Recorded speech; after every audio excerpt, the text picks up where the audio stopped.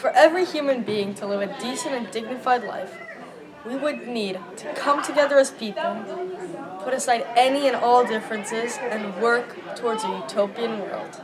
For every human being to live a decent and dignified life, we need to break down and alter the oppressive and capitalist systems and work toward a world driven by love. For every human being to live a decent life and dignified, we would need a whole lot, because there's no real way to really answer this question without kind of giving to every group, because many different people need many different things. For example, homeless people need a house, many people living in poverty need money, but there's still many ways that people could strive to have a better life. So don't give up. For every human being to live a decent and dignified life, we would need simplicity, peace, integrity, community, equality, and stewardship. For every human being to live a decent and dignified life, we would need a safe space for everyone, no matter their identity. For every human being to live a decent and dignified life, we would need to eliminate unnecessary materialistic wants and human greed. We would also need to emphasize compatibility, equity, and compassion.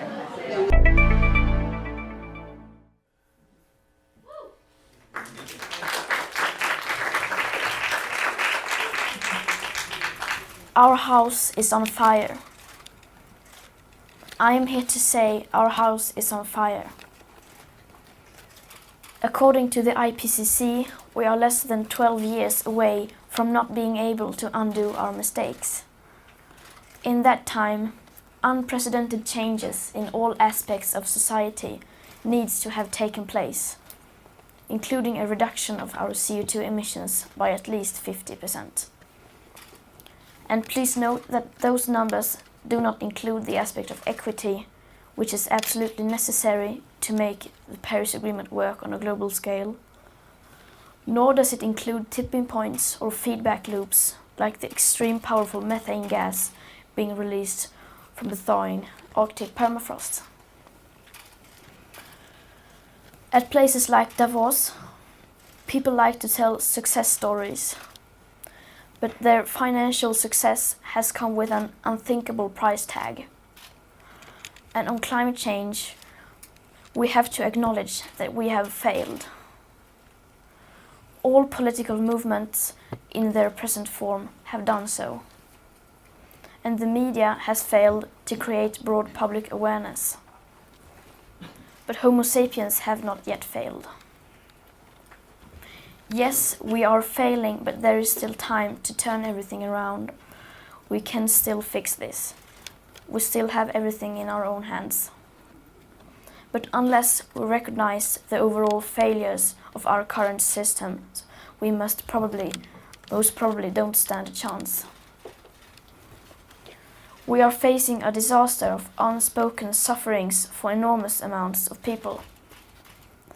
And now is not the time for speaking politely or focusing on what we can or cannot say.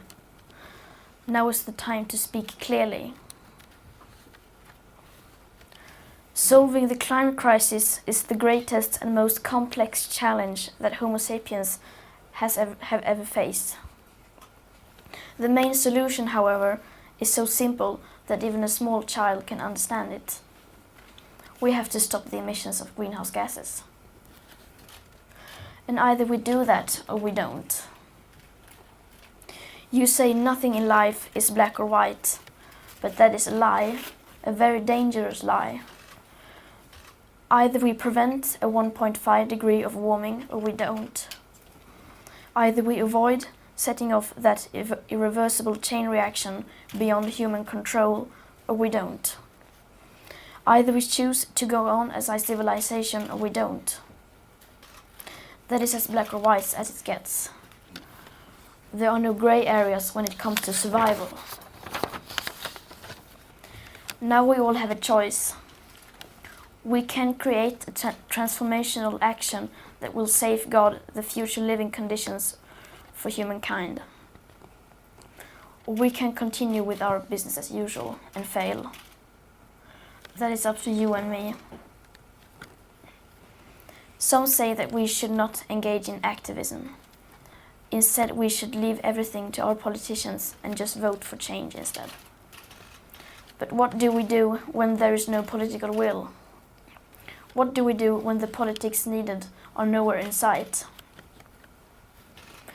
Here in Davos, just like everywhere else, everyone is talking about money. It seems that money and growth are our only main concerns. And since the climate crisis is a crisis that has never once been treated as a crisis, people are simply not aware of the full consequences of our everyday life. People are not aware that there is such a thing as a carbon budget, and just how incredibly small that remaining carbon budget is. And that needs to change today. No other current challenge can match the importance of establishing a wide public awareness and understanding of our rapidly disappearing carbon budget that should and must become our new global currency and the very heart of future and present economics.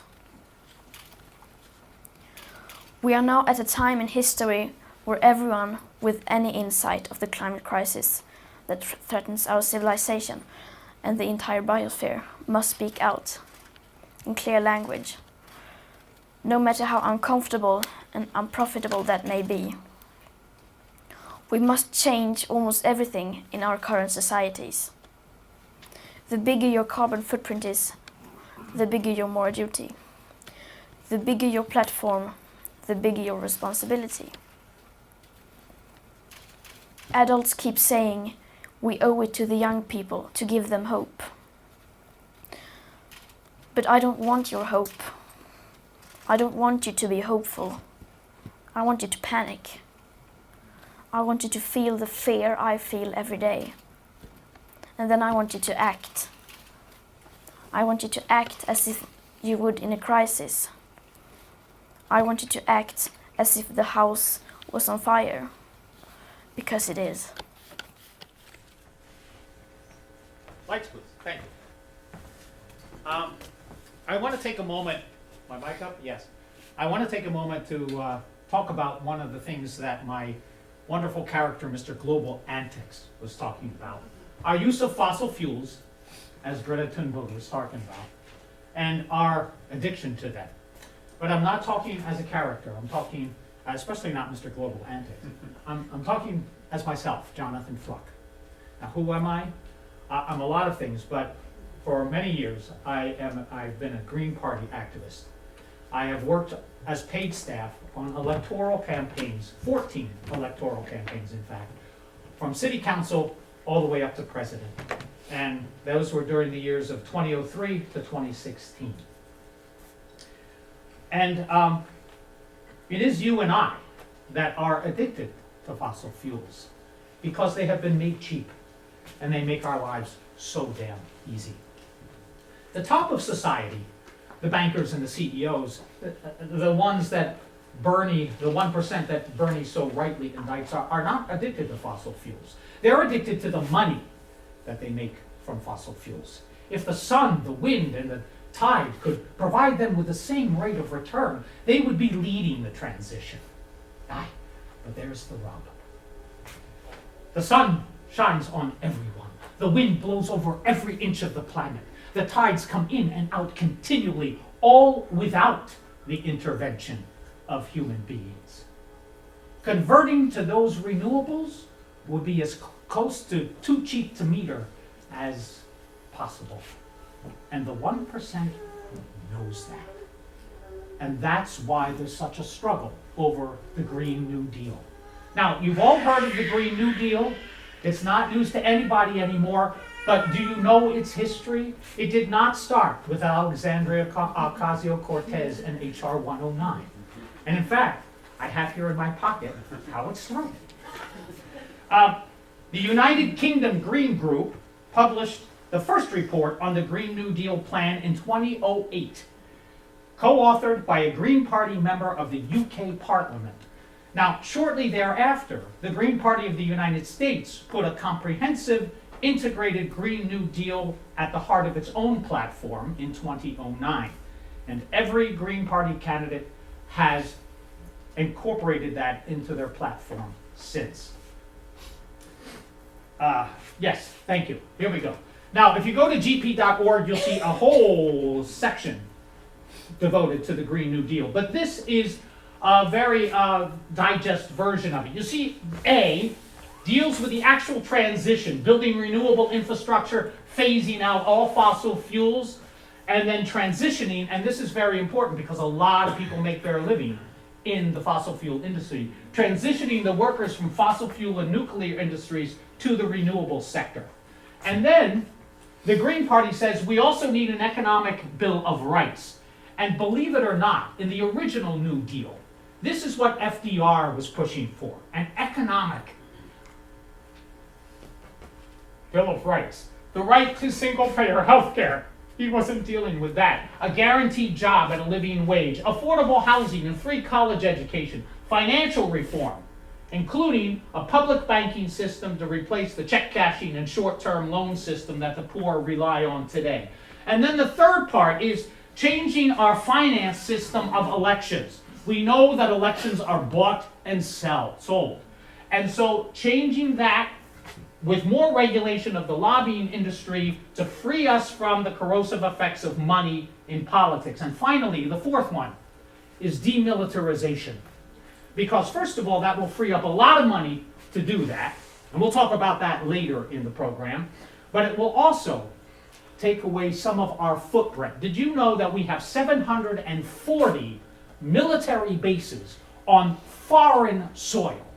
They're there for one reason: to ensure that our economic interests are dominant. And that's what we have to deal with. Now, thank you very much.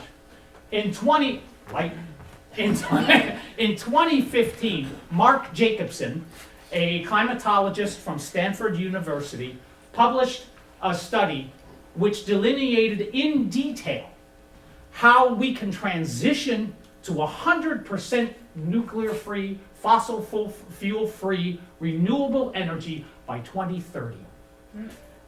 Yes, it's amazing. It's there. And his conclusion is that the technology is there. It's there.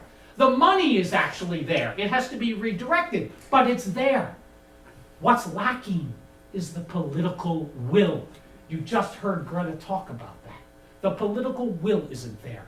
And why isn't it there? Because all of our politicians, all of them, Democrats and Republicans, are bought and paid for by the fossil fuel industry. Warren and Bernie are the only two candidates that are truly swearing off all corporate money. And even if they are elected, if he or she are elected, they're not going to be able to make a big headway on the climate crisis because they will be working with a Democratic Congress that is bought and paid for by the fossil fuel industry. Depressing, isn't it? But we can take heart. And let me tell you why. Have you seen what's happening in Sudan and in Algeria? The people are rising up. They have risen up. Those leaders, corrupt leaders, are now in prison. And the demonstrators are besieging the army, the militaries, saying that all of the people in charge, all of them must resign because they are corrupt and because they have refused to deal with the systemic problems of our society.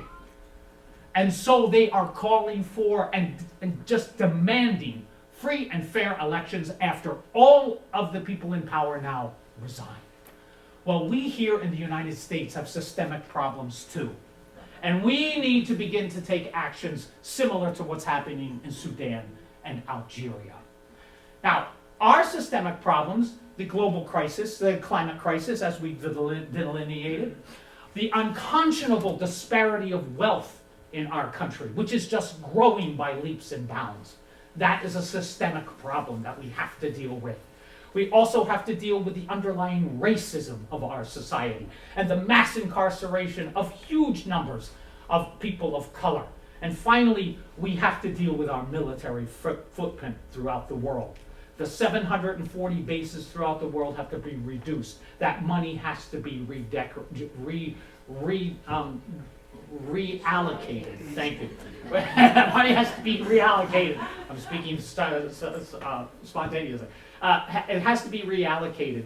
And we have to insist, we as the electorate have to go out and vote out all those Congress people. And the first one is my congressperson, Hakeem Jeffries. He's supposedly a progressive, but he ain't. He is bought and paid for by the fossil fuel industry. We have to vote out all of them, and we have to vote in congresspeople and senators who are not tied to the fossil fuel industry, who are not tied to big money, who are not tied to corporate interests, and who will really work to help with the underlying systemic problems of our society. Thank you. Enjoy the rest of the day.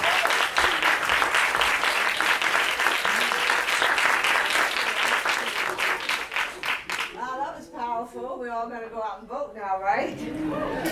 Very powerful. So we've brought you a lot today already, and we've taken you a lot of places from New York City to upstate New York to Tanzania, and we're here, right here at Brooklyn Friends. And I always say we have to think globally and act locally. And that's very important. That's kind of like saying, you know, dream of being Meghan Merkel, but don't break up with Tyrone. But you know, for black and brown people, there's something missing from that, because we have to think globally, act locally, and remember history. Because even though things are really messed up now and we're all in the same boat, we came in different ships. So we have to remember that. And we're talking about the SDGs, the Sustainable Development Goal, but they didn't just start with Jim's vision, Jim's leading. There's a long history behind the goals, and we're going to watch a short video about that. But there is also a way out. Like Greta said, Homo sapiens have not failed yet. So we're going to also watch a short video by Alexandria Ocasio-Cortez about a different possible future.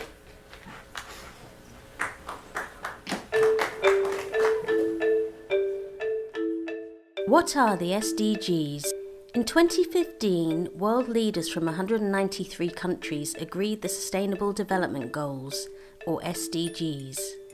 The world's new action plan for the next 15 years to eradicate extreme poverty and hunger, fight inequality, tackle climate change and achieve sustainable development for all.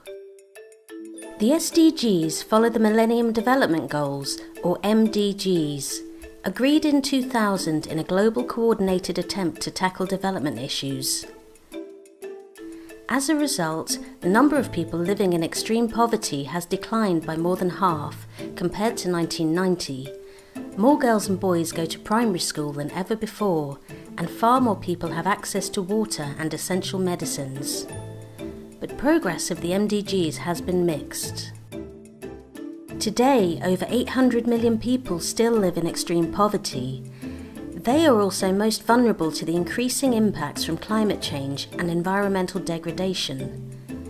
Years of hard-won progress fighting poverty could easily be wiped out by even small conflicts, economic crises, or natural disasters.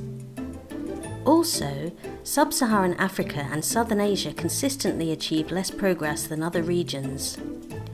The MDGs measured success on national averages, often missing what happened with marginalised groups like people with disabilities, indigenous groups, rural communities, and women. The international community recognised the new challenges and that human prosperity must go hand in hand with protecting the planet. After a 3-year participatory process, world leaders finally adopted 17 Sustainable Development Goals. So what are these goals for? They are end poverty for all, freedom from hunger, health and well-being, quality of education, gender equality, clean water and sanitation, sustainable energy for all, decent work and economic development, innovation and resilient infrastructure, reducing inequalities, sustainable cities and communities, sustainable consumption and production, action on climate change, healthy oceans, sustainable ecosystems, peace and justice, global partnerships. There are 4 underlying principles that come with the SDGs and that are transformational in the way we work on development in the future. Firstly, the SDGs are universal. They apply to every country, rich and poor, north and south, developed and developing. They recognise that global challenges like tackling climate change and changing models of development require global solutions. Domestic policies that look at these issues in one country will have an impact on other parts of the world, so we need to coordinate. Secondly, they integrate all dimensions of sustainability: economic development, social progress, and environmental protection. For example, they tell us to grow enough food for all without destroying the soil or overusing water, to develop our economies without increasing inequality, or to produce enough electricity for all without pumping more CO2 into the atmosphere. This is similar to what Pope Francis says in his encyclical. We are faced not with 2 separate crises, one environmental and the other social, but rather with one complex crisis, which is both social and environmental. Strategies for a solution demand an integrated approach to combating poverty, restoring dignity to the excluded, and at the same time protecting nature.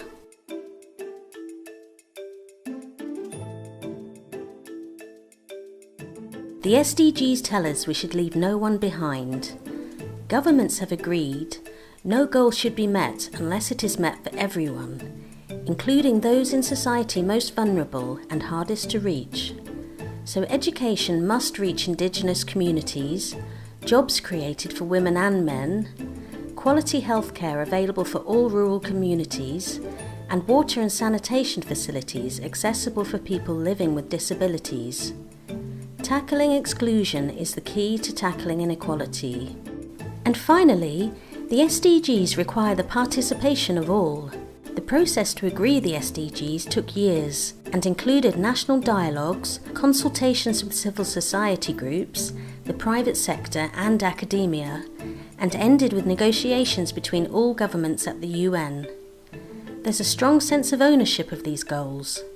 The result is ambitious, but it reflects what the world wants. Today, the implementation of the SDGs requires ongoing participation at a national and local level. All stakeholders have a role towards their successful achievement.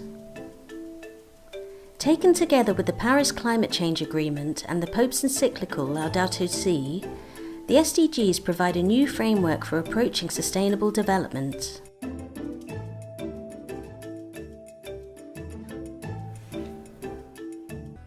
Can economic growth get us to the global goals? Well, to answer that question, we need to benchmark where the world is today against the global goals and figure out how far we have to travel. But that ain't easy, because the global goals aren't just ambitious, they're also pretty complicated. Of the 17 goals, there are then 169 targets and literally hundreds of indicators. Also, while some of the goals are pretty specific, end hunger, others are a lot vaguer, promote peaceful and tolerant societies. So to help us with this benchmarking, I'm going to use a tool called the Social Progress Index. What this does is measures all the stuff the global goals are trying to achieve, but sums it up into a single number that we can use as our benchmark and track progress over time. The Social Progress Index basically asks 3 fundamental questions about a society. First of all, does everyone have the basic needs of survival? Food, water, shelter, safety. Secondly, does everyone have the building blocks of a better life? Education, information, health, and a sustainable environment? And does everyone have the opportunity to improve their lives through rights, freedom of choice, freedom from discrimination, and access to the world's most advanced knowledge? The Social Progress Index sums all this together using 52 indicators to create an aggregate score on a scale of 0 to 100. And what we find is that there's a wide diversity of performance in the world today. The highest performing country, Norway, scores 88. The lowest performing country, Central African Republic, scores 31. And we can add up all the countries together, weighting for the different population sizes, and that global score is 61. In concrete terms, that means that the average human being is living at a level of social progress about the same of Cuba or Kazakhstan today. So that's where we are today, 61 out of 100. What do we have to get to achieve the global goals? Now, the global goals are certainly ambitious, but they're not about turning the world into Norway in just 15 years. So having looked at the numbers, my estimate is that a score of 75 would not only be a giant leap forward in human well-being, it would also count as hitting the global goals target. So there's our target, 75 out of 100. Can we get there? Well, the Social Progress Index can help us calculate this, because as you might have noticed, there are no economic indicators in there. There's no GDP or economic growth in the Social Progress Index model. And what that lets us do is understand the relationship between economic growth and social progress. Let me show you on this chart. So here on the vertical axis, I've put social progress, the stuff the global goals are trying to achieve. Higher is better. And then on the horizontal axis is GDP per capita. Further to the right means richer. And in there, I'm now going to put all the countries of the world, each one represented by a dot. And on top of that, I'm going to put the regression line that shows the average relationship. And what this tells us is that as we get richer, social progress does tend to improve.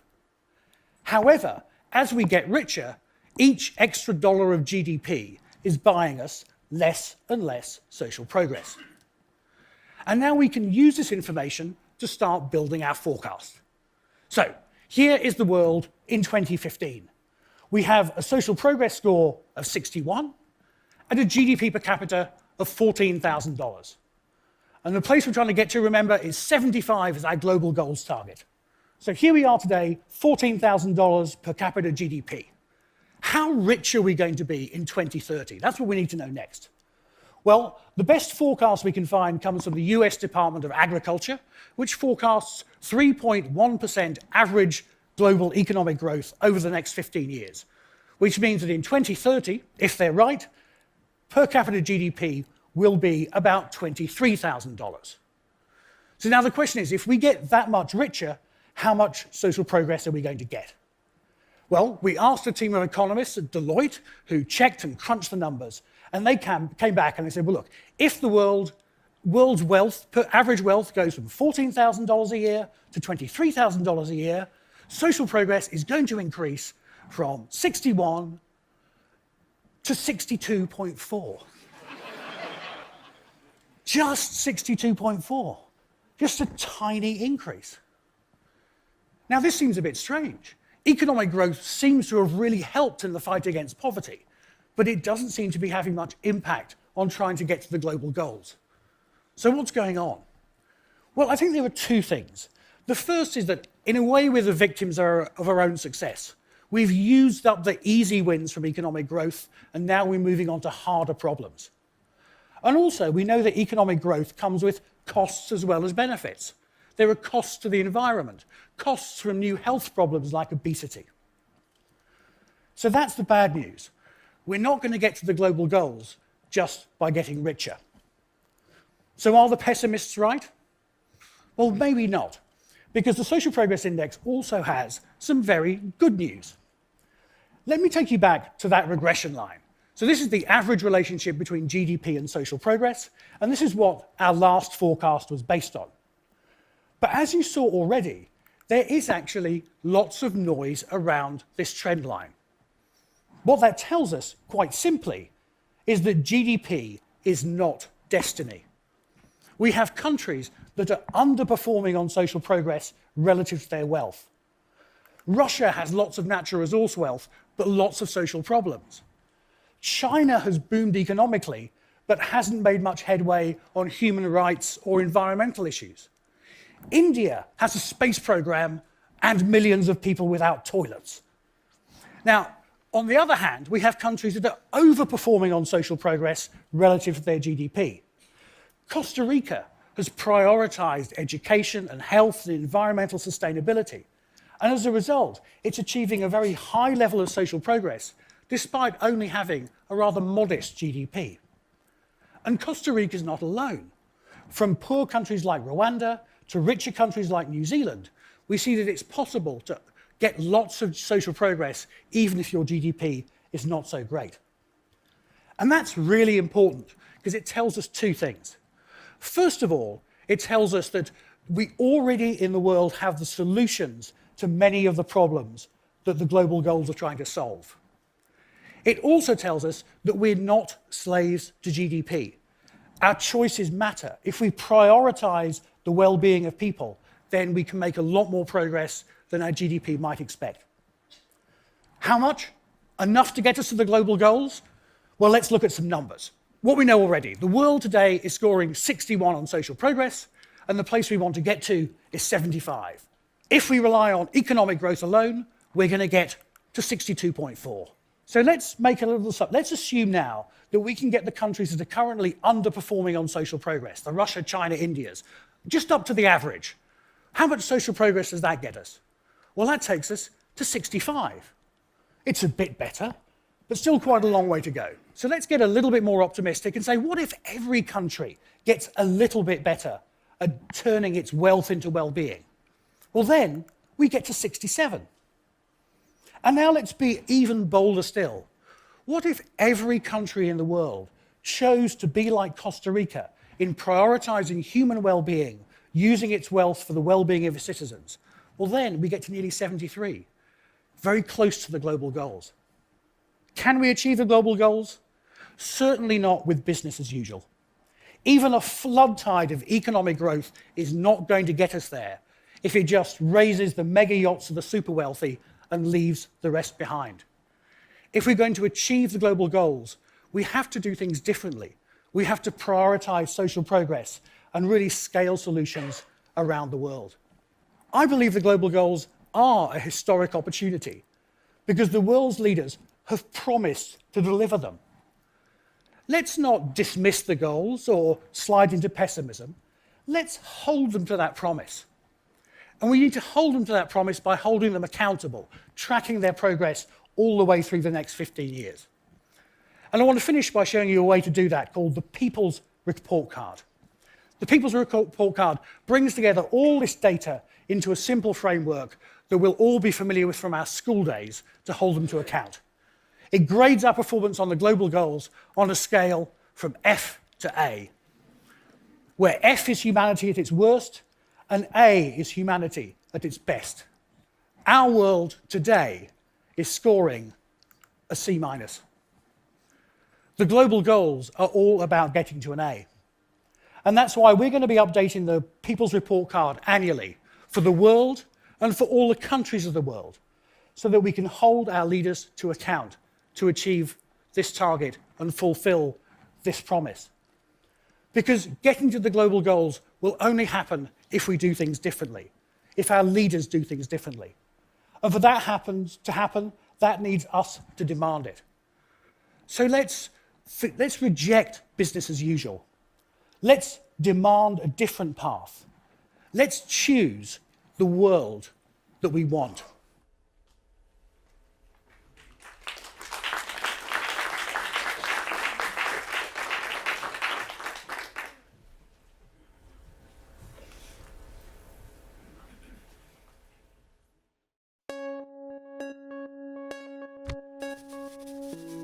The bullet train from New York to DC.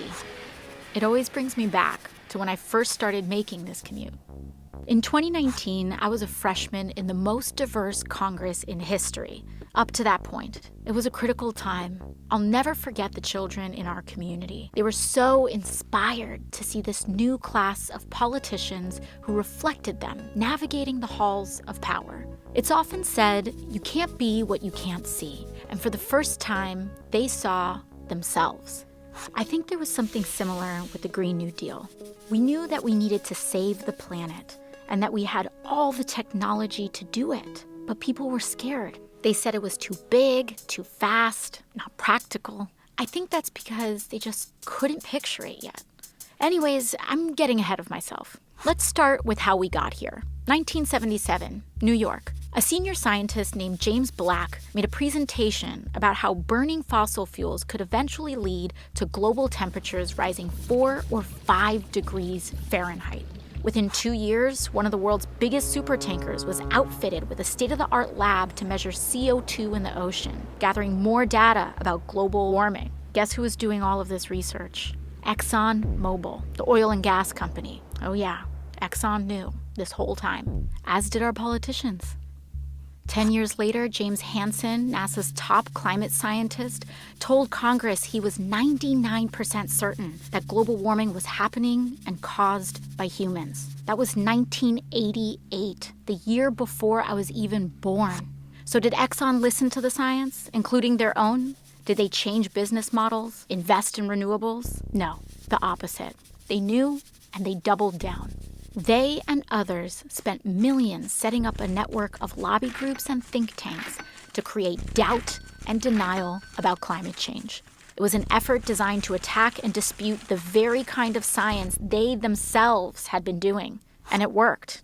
Politicians went to bat for fossil fuels, and these massive corporations kept digging and mining, drilling and fracking like there was no tomorrow. America became the biggest producer and consumer of oil in the world. Fossil fuel companies made hundreds of billions, while the public paid the lion's share to clean up their disasters.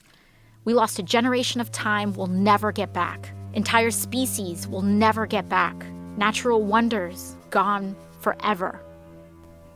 And in 2017, Hurricane Maria destroyed the place where my family was from, Puerto Rico. It was like a climate bomb. It took as many American lives as 9/11.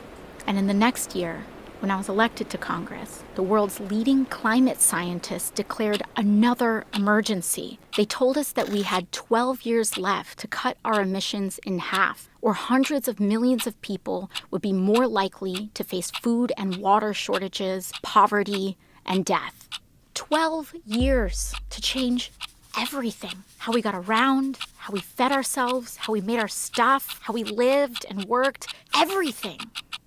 The only way to do it was to transform our economy, which we already knew was broken, since the vast majority of wealth was going to just a small handful of people, and most folks were falling further and further behind.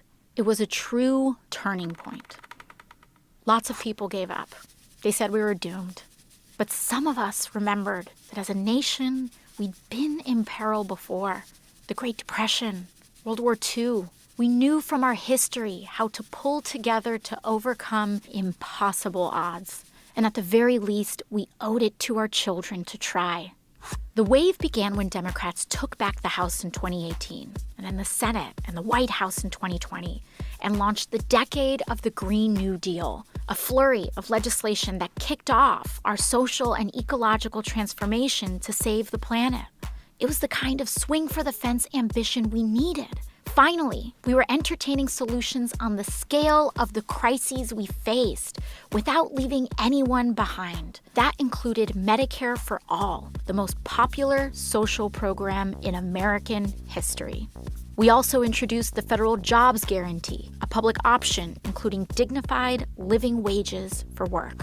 Funnily enough, the biggest problem in those early years was a labor shortage. We were building a national smart grid, retrofitting every building in America, putting trains like this one all across the country. We needed more workers. That group of kids from my neighborhood were right in the middle of it all, especially this one girl, Ileana. Her first job out of college was with AmeriCorps Climate, restoring wetlands and bayous in coastal Louisiana. Most of her friends were in her union, including some oil workers in transition. They took apart old pipelines and got to work planting mangroves with the same salary and benefits. Of course, when it came to healing the land, we had huge gaps in our knowledge. Luckily, indigenous communities offered generational expertise to help guide the way. Ileana got restless, tried her hand as a solar plant engineer for a while, but eventually made her career in raising the next generation as part of the Universal Child Care Initiative. As it turns out, caring for others is valuable, low-carbon work, and we started paying real money to folks like teachers, domestic workers, and home health aides. Those were years of massive change, and not all of it was good. When Hurricane Sheldon hit southern Florida, parts of Miami went underwater for the last time. But as we battled the floods, fires, and droughts, we knew how lucky we were to have started acting when we did.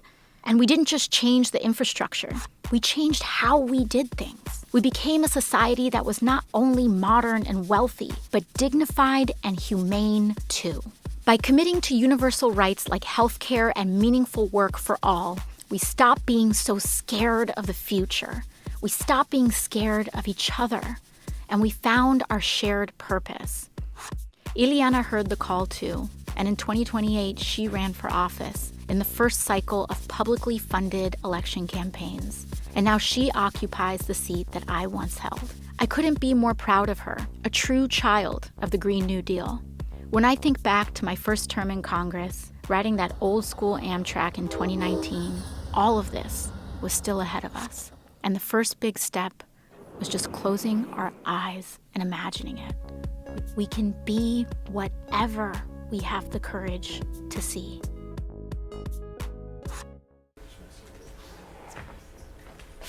So how do you plan to pay for all these do-gooder projects? The money is there, it's just being spent in the wrong places. But to bring 40 countries up to a higher level will cost trillions of dollars. Did you know how much money is spent annually worldwide on the military and weapons?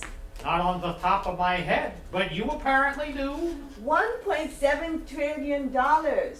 And the cost to achieve the SDGs over 10 years is $1.6 trillion annually. Isn't that convenient? But are you suggesting that we do not protect our borders from international terrorists and the Russians? And how do we ensure that our enemies will disband their militaries? And are you suggesting that NATO disband and that we mothball our fleet and disband our army? Not necessarily. Let's play a game. A game? The national budget game! Okay. How do you play this game? Okay. There are 16 categories of general spending that the government makes. And I have 100 pennies. Oh, I get it. Yes. We will allot 1 penny to every percentage of the national budget for each of these categories, right? Jazz, I knew there was hope for you after all. Oh, okay, all right. But let's include these people here. No, not a rabble. Oh, democracy integrate. So, here are the categories of general spending. So, what did you think we currently spend in each of these categories based on 100 pennies? So we have 100 pennies.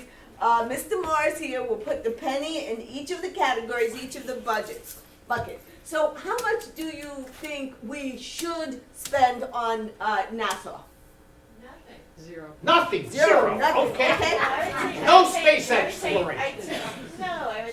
Okay, let's go on. All right, let's go on Treasury, the IRS. How much do you think we should spend on the Treasury, the IRS, monitoring the money that we have? The Treasury Department. How much should that get? What percent? One penny. Okay, all right, they get 1 penny. What about the Environmental Protection Agency? How much money do you think we should give them? What? 50 pennies. 50 pennies. Okay, now remember, we have 16 things we have to spend on. And some of them are healthcare, commerce, education. How much do you think we should spend on health and human services? 60. Hey, we already spent 50. There's only 100. You can't even count. 15, Let's get to okay. education over here. So what else do we have over here? Interior. Now that's our parks, our national monuments. Parks, national monuments. How much should we? 5. Okay, 1, Five. 2, 3, 4, 5. Okay. Okay, what about commerce? Now Commerce. That's business one. Okay. Small businesses. Small Helping out small businesses. Women businesses. How much? Minority businesses. Two it is. All right, 2% of the budget. All right, now what That's a should we few hundred spend grand. on the Justice Department? Oh, our courts. One We have a penny? few lawyers in the Two audience. pennies? How many? Two? We said 2 pennies. Four. Oh, I like 4. Okay, 1, 2, 3. Okay, 4. now what about education? The rest of the pennies. All the money. All the money. Now you know we have Homeland Security, we have Transportation, State Department, Agriculture. What the hell, where we get our food if we spend? Yeah. We gotta. There's. Now you have to think about the whole country and everything and all the things we need to live. Yeah, those bananas. That's right. We gotta keep those bananas coming. We want. And what if we want to transition our energy? We put no money into transition. Okay, so where are we? Well, we put everything in. They said put everything in education. Everything in education. Okay, everything's in education. There it is. Gotta have something for energy. Energy. Okay, this is a democracy. By show of hands, how many people would like to put something in energy? Okay, so let's Okay. get some out there. All right, okay, we'll put 5 into energy. And the rest into education? Transition. There's not a transition department. What about urban housing and urban development? Yes. Should we put anything into housing and urban development? How much? 5%. Okay, Five 2, pennies. 3, 4, 5. Okay. Okay, because while we're getting educated, we need some place to live, we need transportation Yes, to get to the yes, hospital. absolutely. Okay. Oh, how much did I put in education? Yeah, put a lot in there. Yeah, okay, go ahead. I think we've been through all of them, Justice Department, Urban Housing, Homeland Security. Homeland Security. None. Put it out of business. Yeah, right, right. Environmental Health and Human Services, And Commerce, we should have Treasury, Homeland NASA, Diplomacy. we did interior. Oh, Labor. and we left out one We very left out labor. We left out labor, Yeah. How about the Labor Department? What does they need? jobs, one or two jobs, few people work. We all go get educated. No, we left out one very big category Yeah. that nobody spoke to. How much money should we put in the military? Negative. None. Now, how will we protect the American Empire? All right, let's bring up the slide and see where the money actually goes. So that's where we would There's the like to extra. see it go. This is where it really goes. Jamaica has no military. Yeah, I know. No We're not there. military. Commerce Department, 1%. Okay, Environmental Protection Agency, so let's take all of this 1%. money, this out of there, okay? Yeah. 1%. Environmental Protection Agency, 1%. Interior, our parks and everything like that, 1%. Treasury, the IRS functions just on 1%. Isn't that amazing? Labor, 1%. Energy, 1%.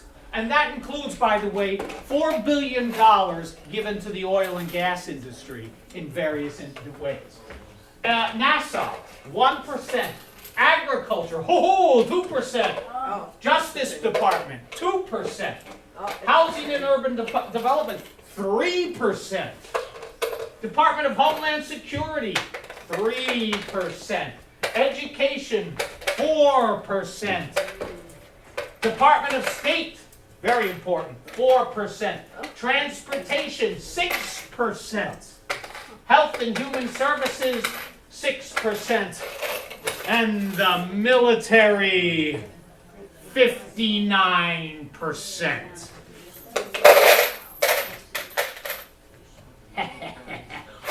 All that money for the maintenance of the American Empire. Ain't that beautiful? Currently, the discretionary budget, which is what we are talking about here, is $1.3 trillion. So that means $741 billion is spent on the military annually. Dwight Eisenhower, top general during World War II and then later President of the United States, said, in the final sense, every gun that is made, every warship launched, Every rocket fired signifies, in the final sense, a theft from those who are hungry and are not fed, those who are cold and are not clothed.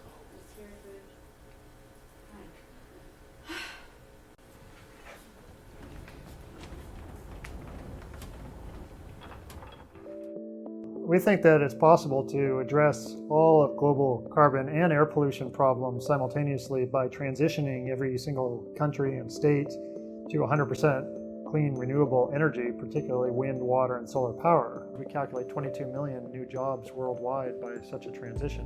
Onshore and offshore wind, solar photovoltaics on rooftops and in power plants, utility scale solar photovoltaics, also utility scale concentrated solar power, and then geothermal power, existing, not new, hydroelectric power, and tiny amounts of tidal and wave power. And we find for each country of the world that we tested that it's possible to power each country entirely by wind, water, and solar.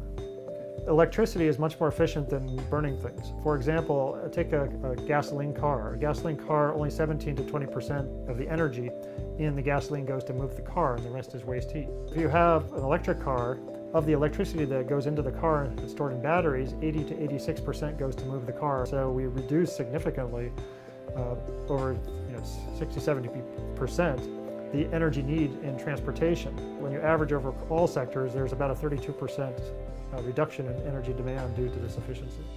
And then we can squeeze out another about 7% end-use energy efficiency improvements beyond that. So we get about 39% reduction of power demand over all sectors. So the problem with wind and solar, for example, is the wind doesn't always blow, the sun doesn't always shine. So the concern has been that the grid will be unstable, you'll have high costs to keep it stable if we go to large-scale wind, water, and solar power. But it turns out this is not the case. It's actually the opposite. In 2014, more than a fourth of Germany's electricity consumption was renewable, and about half in 4 other European countries with modest or no hydropower.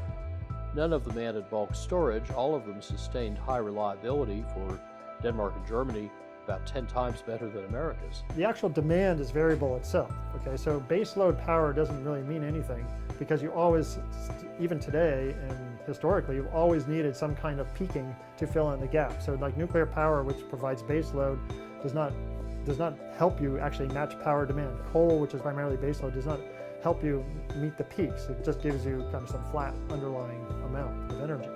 But we found that by electrifying all sectors, so that's transportation, heating and cooling, industry, in addition to electricity, it actually makes it easier to match power demand at a cost of about 10.5 to 10.6 cents per kilowatt hour, which is similar to the energy cost of a fossil fuel system.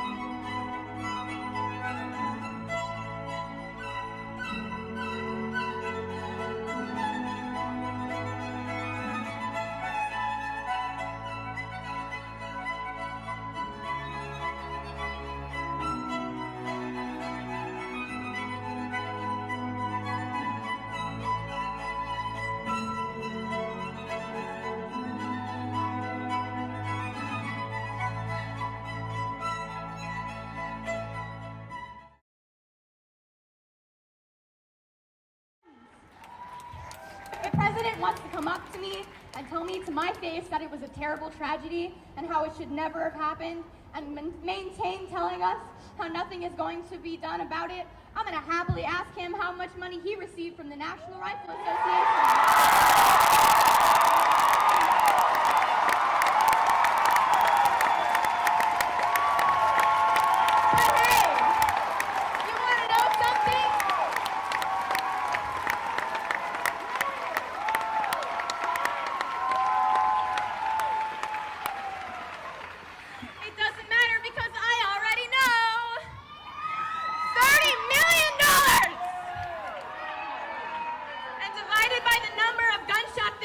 United States in the 1.5 months in 2018 alone, that comes out to being $5,800.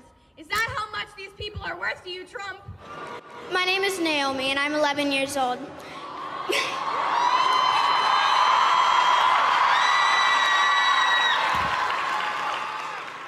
Me and my friend Carter led a walkout at our elementary school on the 14th.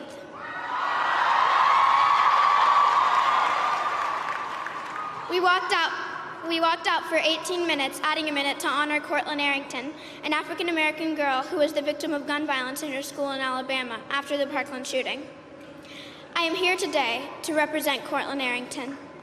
I am here today to represent Hadia Pendleton. I am here today to represent Tiana Thompson, who at just 16 was shot dead in her home here in Washington, D.C.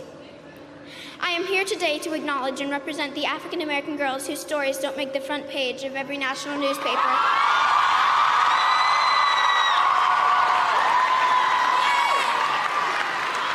Whose stories don't lead on the evening. We know that most politicians don't want to talk to us.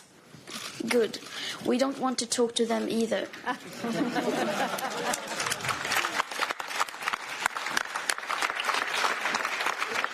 We want them to talk to the scientists instead. Listen to them. Because we are just repeating what they are saying and have been saying for decades. We want you to follow the Paris Agreement and the IPCC report. We don't have any other manifests or demands. Just unite behind the science. That is our demand. So thank you all for coming and sharing this morning with us. We will be having lunch and then going on to our afternoon talking circles. But before we do, we're just going to play another video and we want you to move, to sing along, rap along, just let yourself feel free and happy and good, because there is a way out of this. The United Nations is an organization with goals of peace and sustainable development around the world. Their mission is huge, but we're breaking it down in 2 minutes. 17 sustainable development goals.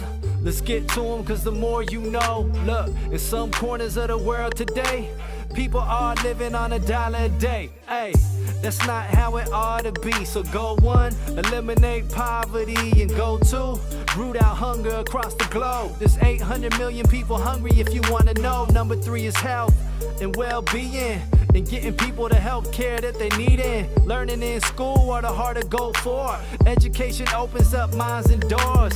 Goal number 5 is empower girls and women so they can have the same rights that men are given.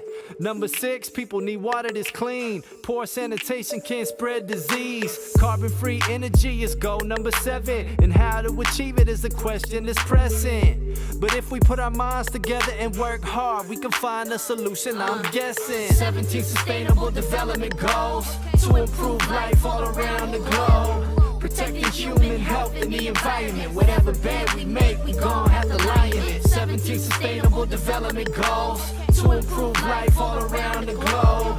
Protecting human health health, and the environment. Whatever bed we make, we gon' have to lie in it. Now imagine that you work all day for no pay. Economic growth and decent work is goal 8.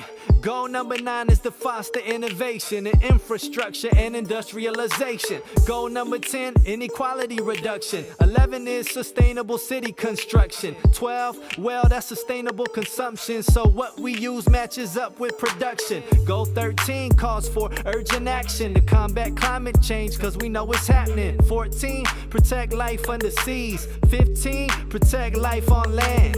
Goal 16 is for peace and justice. All over the planet, they're in high demand.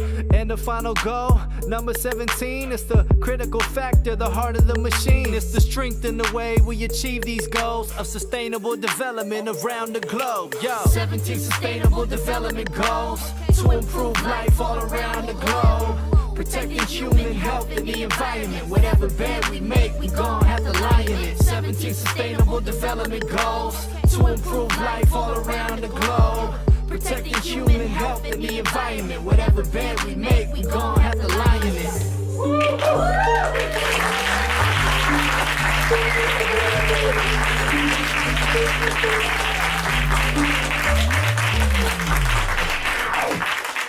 So thank you. I want to acknowledge Jim Morgan.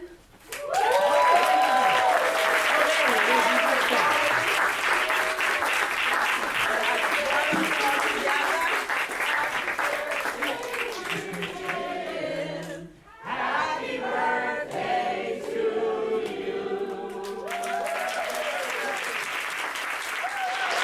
Thank you very much. It's lunchtime.